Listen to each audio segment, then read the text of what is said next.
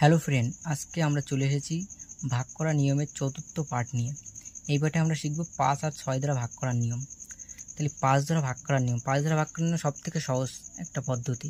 কী করতে হবে? শেষের সংখ্যা দেখতে হবে। লাস্টে যে সংখ্যা দেওয়া থাকবে, যেটা সংখ্যা দেওয়া আছে দুখানা, শুধু শেষের সংখ্যাটা লক্ষ্য করতে হবে। তাহলে শেষে কী বলেছে? 0 অথবা 5 থাকতে হবে। তাহলে প্রথম সংখ্যাটাই কি? শেষে 0 দেওয়া আছে আর এটাই 5 দেওয়া আছে।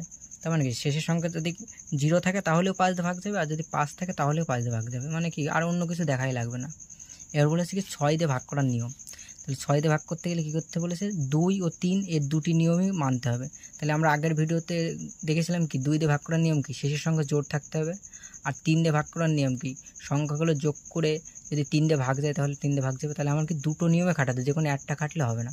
মানে কি, শেষে যদি জোড় থাকে কিংবা সংখ্যাটা 3 দিয়ে ভাগ না দেয় তাহলে কিন্তু হবে না। আমার কী করতে হবে? সংখ্যাটা 3 দিয়েও ভাগ যেতে হবে যোগ করে, আবার শেষে জোড়ও থাকতে হবে।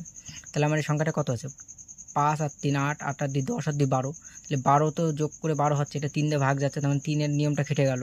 এবার লাস্টে আমার কি আছে? জোড় আছে কিনা দেখতে হবে। লাস্টে 2 আছে, তাহলে এটাও 3-এর নিয়ম খেটে গেল। মানে কি, পুরো সংখ্যাটাই 6 দিয়ে ভাগ যাবে। এটাও একই, এটাও 4 আর 2 6 আছে 12, 3 দিয়ে ভাগ যাচ্ছে, আবার 6 লাস্টে জোড় আছে, তার মানে 2 দিয়ে যাবে। তার মানে কি, পুরো সংখ্যাটাই 6 দিয়ে ভাগ যাবে।